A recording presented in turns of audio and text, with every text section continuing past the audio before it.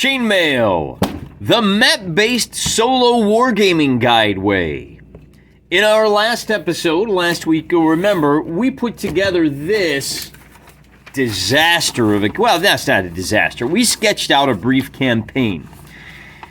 And through the magic of the dice, remember here in the House of Wargaming, we believe in the oracular power of dice. They're going to help guide you, particularly, they will help you...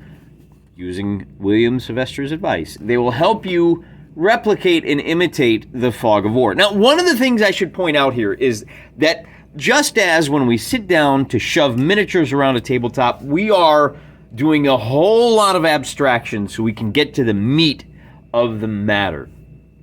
The exact same thing happens at the campaign scale. As we shove armies around these maps, bit of a lost art. We are abstracting a lot of things that are going on. We're not dealing with scouts and foraging parties and all that stuff. What we are looking at is the top-down overall view, okay? And in our last episode, we built a road network and we built the Broman Empire down here in the south. And thanks to the power of the dice, we decided that the Broman Empire is going on crusade to recover a magic artifact from Watchtower Hill.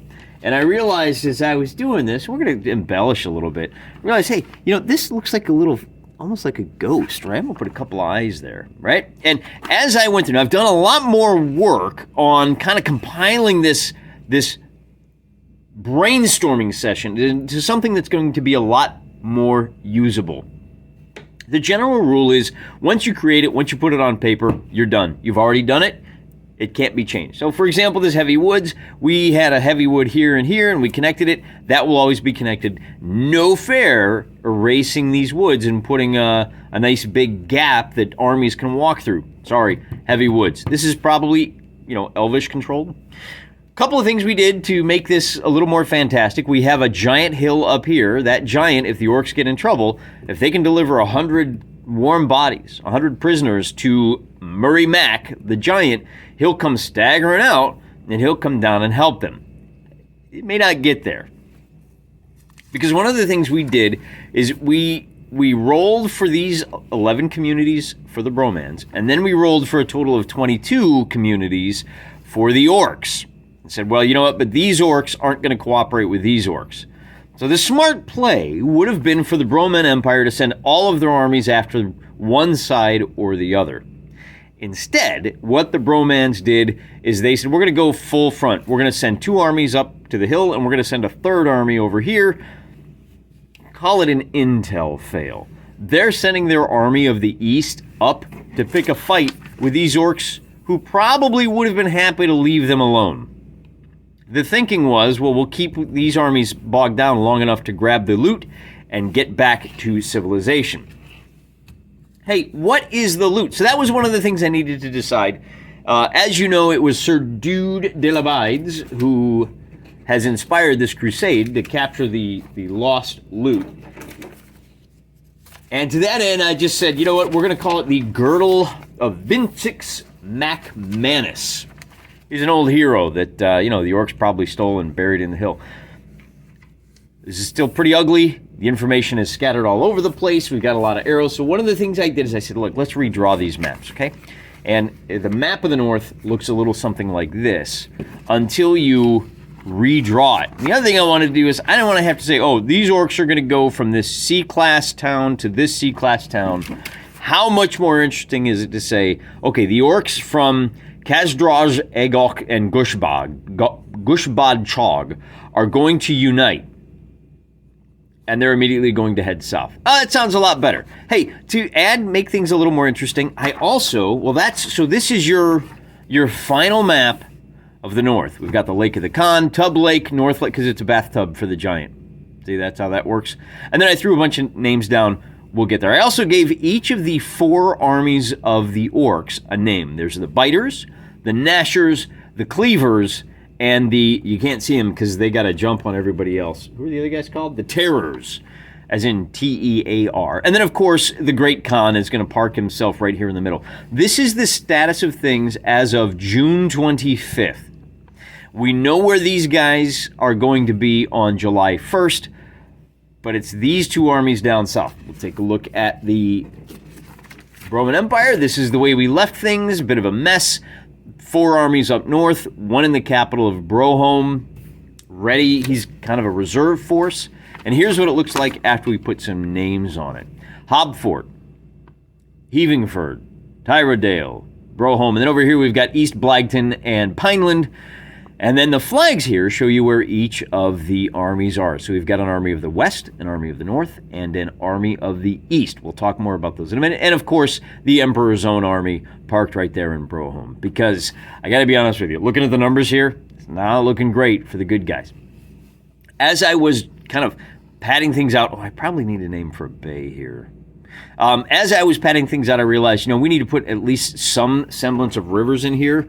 Water flows, and so what I did is I just dumped in the Sunderland River down here, and then this is the Godspring River up here. And that river, the reason I chose these locations, this is a steep valley that is uncrossable for armies through the woods. You're going to have to come back out into the plains, either to the, and let's go ahead and just chuck these miserable ones aside, right? Except it gets even more complicated because I threw a Hydra at the confluence of the Upper Sunderland and the Lesser Sunderland River. Oh, I forgot to write Sunderland. Oh, I'll fix it in post. So this Hydra now is essentially a dragon that can't breathe fire. It fights as 8 heavy horse, takes 12 hits. Any army that goes into here is going to have to fight the Hydra. So it adds a little bit more of a choke point for armies. Anybody that wants to come through is going to have to cross 2 rivers. And I think the rule on the rivers is, I didn't factor any river crossings into the mobilization, but moving forward, anytime you cross a river with an army, it's going to cost you 1 full day.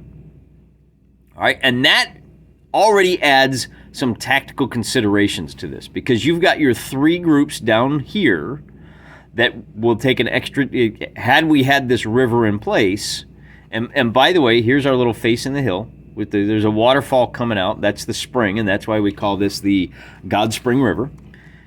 Do these guys have to go around, or do they take a day to go across? Well, it doesn't really matter at this point, but one thing we do know is, in order to get down into the south as fast as possible, they're going to have to be on the west bank of the Godspring River to make it through these light woods.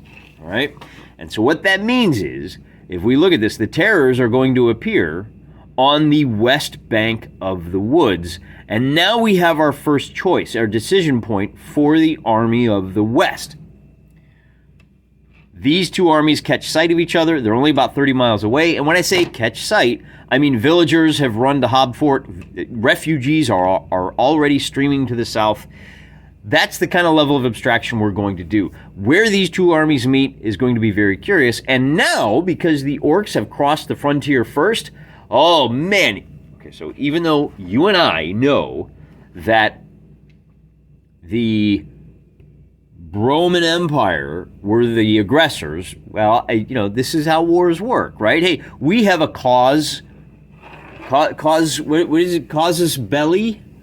Belli, whatever you call it. They stole our stuff. The orcs come across the border, and then the Roman Empire goes, look, they're even invading our territorial space. They've broken whatever blood pact we had with the orcs, and now we are fully justified in doing whatever we want in the conduct of this war. So stick a pin in that, because by the time we're done today, we're going to lay out the battle between these 2 forces. But before we get there, I want to go back over and show you one of the ways I've simplified things. I took our vomited out brainstorming session, and I made rosters, because we're going to have to track these as time goes on. So you've got the Army of the West is led by General Martin Dart, and he's got, there you see it right there, right? It's going to be 2 bases of archers, 4 light foot, 25 heavy foot, 6 armored foot, and 4 light horse. We'll round. If it's 50 or higher, we'll go up. If it's lower than 50, we'll go down. The Army of the East is run by General Sam Guest. So that's this army right over here, which as of, now I cheated a little bit, as of the 25th, this army is still trying to get its act together. They have brought in everybody from over here, so it's a bit of a long hike from Vinovium By the time they get up there, it's only the 27th. And on the 25th, the biters will already be into the White Hart Wood. So you can see that these two forces are on a collision course somewhere in the light woods. As far as the tabletop terrain goes, we'll have to think about what it means that they're meeting in the light woods. Obviously, there's going to be a lot more possibility for woods, or do we just say, hey, the whole thing is woods? I don't know about that. We'll get to that. That's the next battle we'll do. First, we have to figure out what's going on over here. I haven't finished introducing you to everybody yet. The Army of the North is halfway into the Darkbriar, and that is led by General Nerzenjager. Now, the names that I've taken for these generals are taken from the most recent... Oh, I don't have a commander for the Army of the Emperor's Own yet. I'll get that. The most recent comments on the Chainmail videos that I've made, I go through those, I take the names of the commenters, and now you're in the game. Gets a little bit more fun when we talk about the terrors over here, because they are led by Warlord Caleb Hines, which is Caleb Hines. Congratulations, you're now running the screening force, or at least the initial aggressors, Caleb. Then we've got the biters that are led by Garn Scar, and I kind of, orcified these names. That's the biters over here. Cleavers, if you are watching Grum Bull Grocknard, that's a grumbling Grocknard. Grum Grocknard, you are commanding the Cleavers. So you're a little late to the party, but don't worry, you're not going to miss any dances. And then the last army over here is who are these guys? Those are the Nashers, and those are led by Warlord Mersverks. See, Mersverks. And then the last one is led by the Great Khan himself, which is the Khan Latora. Mr. Latora, you are now parked right here in the center plains, ready to head for the north or the west. Now remember, these two forces will not cross this river. And that's one of the reasons I put this river where it is. All of these settlements covered by my hand right now, these are all the eastern Orcish Empire that does not cooperate with the western. There will be no crossing of the river by these forces. Hence, the Great Khan sticking himself in the middle. One, it's to make sure these guys stay separated. And two, he can go wherever he needs to. All right, so that's kind of where things are at. And we can take a look now because we know that it's going to be the biters versus the Army of the West. We can break out those rosters. I'm sorry, it's the terrors versus the Army of the West. And we can say, look, the terrors, the orcs, are going to have 13 stands of heavy foot, 2 stands of light horse, and 2 stands of medium horse. Arrayed against them is one of the larger forces of the humans. 200 archers, 400 light foot. Is that right? I thought it should be the same number. And then it's going to be 25 heavy foot, 600 armored foot, and 4 light horse. So we're a little light on the horse in this case. In retrospect, might have wanted to bump those ratios up a little bit so we'd get more horse guys, but I didn't. Already wrote it down. We're stuck with it. In fact, the heavy horse even, the human empire, the knights, they've only got a total in all of their forces of 800 heavy horse, whereas the orcs have a total of 1,400 altogether. So almost twice as many. Gonna be a real challenge for the army of the empire. What they have working for them is that they really, all they got to do is get up here, loot the stuff, and get back across the border, and it will be a successful campaign. I don't know where this is going to go. They don't have to worry about any of these settlements. The orcs, since they're coming down, they are going to start laying siege to communities. The other thing that we got to think about moving forward is supply chains, right? Because you've got an army of the north that is headed up, and it may be that these guys fight to a standstill, and the army of the north gets there first. When they appear out of the woods, that's when the Great Khan will likely come over to stop them. But again, we don't know until we get there, getting a little bit ahead of ourselves. I know this looks like a lot of effort and a lot of work, and it is, but it's a hobby. This is how we have fun, is doing this kind of work. A lot of, one of the other things I'll say is I like to work in pencil.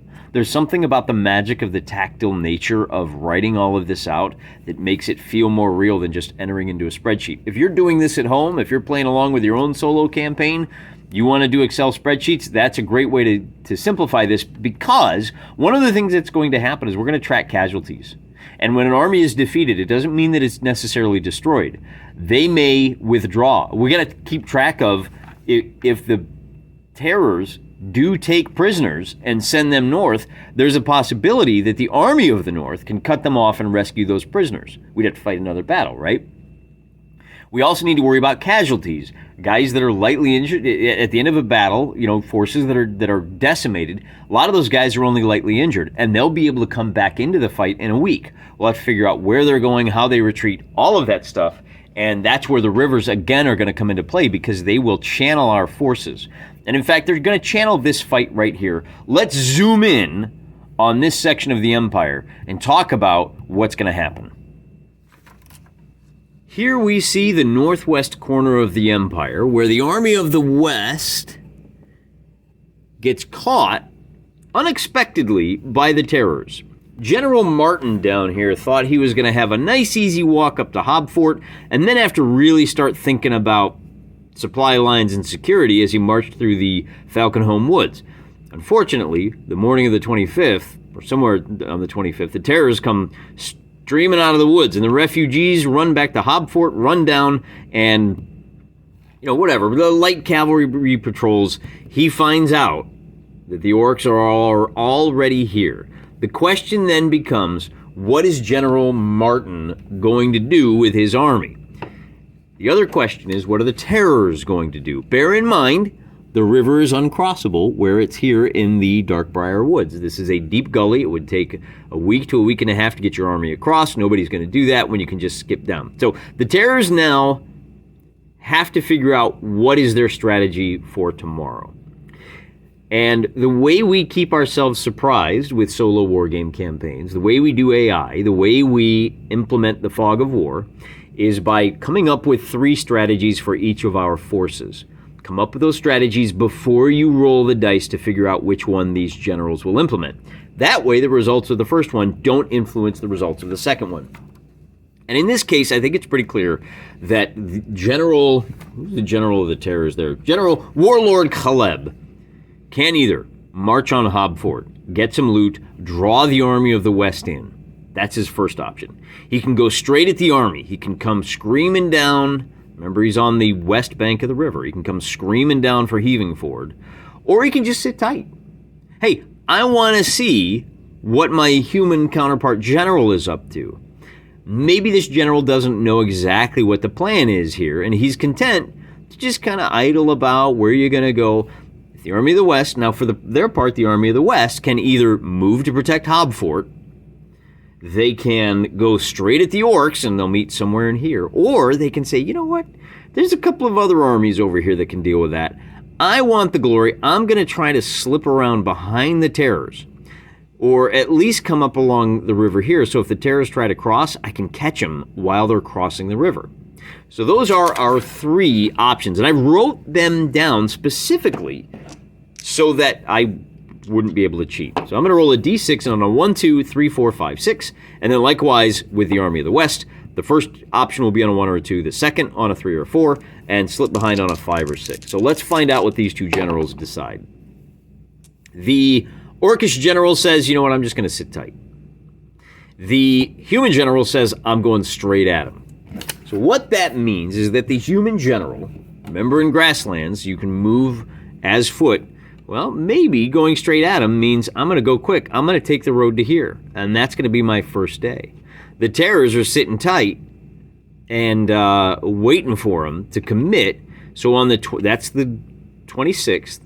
On the 27th, that is when they come at him. And on the 27th, this is when the orcs are going to be coming from this direction, right? So already our map-based campaign tells us a couple of things. We've got a river along the eastern edge. So here's what our sketch map of the battlefield is going to look like. And what we know is that this side of the battlefield is the Godspring River. Not only that, but we know that the orcs are coming from this corner. So the orc deployment will be here. And the Army of the West is going to be coming from here. So their deployment, we'll put them, and I put the orcs on this half because they can't cross the river. So we'll give them this quarter of the battlefield. So this is the Bromans are coming in from here. Now the question becomes, what minor local features, they don't rate being put on a continental map, but this isn't just a billiard table. We still need to figure out what this actual battlefield is going to look like. And just as we did for the continental features, we are going to break out the cards. And we'll see if I can remember to take out the jokers this time. So we're going to lay the cards out. I'll shuffle them. We'll lay them out. And then we'll go through the process of figuring out what our local features are. The cards are shuffled. I'm going to go ahead and give them a cut. And I'll give them one more cut. And just one more cut. You can see no sleight of hand here. I am too fat-fingered for that. And just to refresh your memory, any black card will be a local feature. Red cards will not. I'm going to lay them out 4 by 4. And we'll go from there. And, of course, we got the Joker. That's fun. Well, we're going to do something with that Joker. I just don't know what yet. The fates have decreed that I'm forgetful. And it looks like, once again, this is a great system because it winds up, on average, you'll have terrain pieces on half the battlefield, right? As I said, I don't know what the Joker is. We'll come up with something wild for that one. So we've got a Joker, and if we look at our list of terrain cards, up here in the corner, we're going to have a hill. Oh, I put it in the way. Okay, so we got a hill in the corner, and then we've got the 5 is heavy woods, the queen is a stream, and the 4 is a heavy woods. So we've got a couple of heavy woods joined by a stream. The 3 is another hill, and then we've got another hill. So kind of hilly here over on the banks of the Godspring River. Let me sketch those in. We'll be right back. Joker is on here. It's a hill with light woods, so that's going to be up here in the corner. This is going to be a woodsy hill. Hill with woods. So kind of a crowded battlefield this time around. We've got a lot of heavy woods, not a lot of light woods. So what I did is I said, okay, we got a deep stream between the two heavy woods. That stream is a gully. It's very deep, and then here it shallows out. So already you can see that our battlefield commanders are going to have some serious choices to make. It's quite a number of hills, kind of open in this area, and we'll use the regular terrain features that we have in our big box of terrain. Taking a look at the forces now, let's compare some numbers. The Army of the West is going to be a total of 3,000, it's going to be about 4,000 guys, all right, of which only 400 are horse. So I'm going to do one more thing for this entire campaign. All of the light and medium infantry for the men are spearmen. All of the medium horse for the orcs are carrying bows. So they can do split move and fire. All right? That gives them a little bit more personality, keeps things a little more interesting. So we're looking at 4,000 humans, and then on the part of the terrors, we're going to have a total of 1,300 foot, and we're going to have a total of 400 horse. So evenly matched on the horses, but you can see we have almost a 3-to-1 advantage for the humans. All right. However, the other question becomes, what's the purpose of this fight? The orcs are looking to slow down the humans, so what we may wind up doing is saying that the humans have to drive the orcs from the field. All the orcs have to do is survive. And maybe what we do is we give them a turn limit. They got to survive for 10 turns. If they can survive for 10 turns, then night will fall. And you can even look at that on the map too, right? We said, hey, look, they spent a day getting to here, and then this is a day's travel for the humans, so that's nightfall. They're gonna it's gonna be early in the morning. They're only separated by about 5 miles before they get to battle. One of the things you can do is you can say, look, let's find out what time the battle starts. It will start in the morning sometime, but I don't know when in the morning. There's a whole lot of jockeying and preparing. Does dawn rise with everybody ready to go? That's usually how these things work, isn't it? One thing you can do, and that's how we're going to do it here because they're separated by just 5 miles. It's going to be the dawn. And I guess the idea here is that the flesh terrors the terrors here are just looking to do as much damage on this army as possible. And then perhaps escape. Maybe that's the way to play it. Looking at things from the campaign map really changes things because this is no longer just a stand-up fight. For their part, the humans want to preserve as much of their force as possible. They have to have intel that there are other Orcish armies on the move, right? That you've got the cleavers up here. And the cleavers may have a faster time to get to the battle in this area. You've got the Great Khan, likewise. This one army may be staring down the barrel of something like, there's 4,000 of them. They may be staring down the barrel of 12,000 orcs. Got to preserve that force, okay? So I think we're ready to play the battle now. And next week, when we sit down to play it out, this is kind of the sketch of what this battle will look like. We'll name this battle after one of the commenters and on the recent videos. But again, I record like 2 weeks early. So if you comment on this video, you're more likely to be the farmer whose poor farm is, or the woodcutter whose cottage gives the name to the battle of the biters versus the army of the east. I suspect that this will be the next battle that we fight. But I'm not going to worry about that because it is the only other thing we can worry about right now is that the army of the west was here on the 26th, 27th. This battle is going to take place on the 28th, okay? And I'm going to put a couple of cross swords here, just like in the textbooks. So we know on the 28th that the army of the north is going to be another 3 days along. And at a half an inch, they may decide, we're going to give those woods a wide berth. These guys may be right here. And then the army of Blagton now, it takes them to the 27th. They're going to have to take a day of rest. So on the 28th, they are just going to be ready to start moving out. Which is unfortunate because, again, it gives the priority to the biters who are going to be another 3/4 of an inch. They're going to be right on the edge of the map on the 28th. Sneaking through the woods.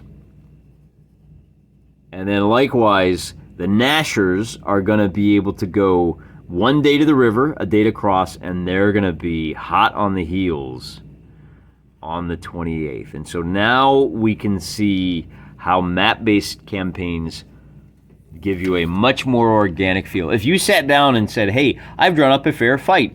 You've got 1,700 guys, and I've got 4,000. Your friend would say, what? Get the heck out of here. You wouldn't do that, would you? But map-based campaigns, much more organic, and it's going to go hot and heavy now, fast and furious. We're going to fight this battle. We're going to do kind of an aftermath, and we're going to look at where these guys meet, figure out what the Emperor's Own is going to do, what this Army of the North is going to do. We already know I didn't do the cleavers up here are going to be another 1.5 inches closer.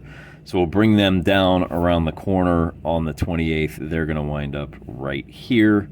And I think we'll wait till the end of this battle to see what the Great Khan does. Which way does he want to go? Big thing is he's still between these two armies.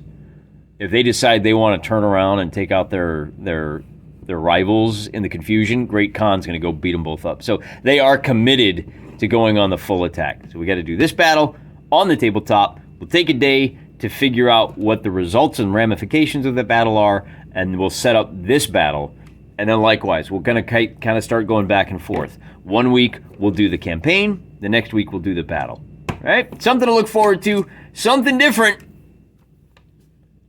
See you next time. I'm praying for you.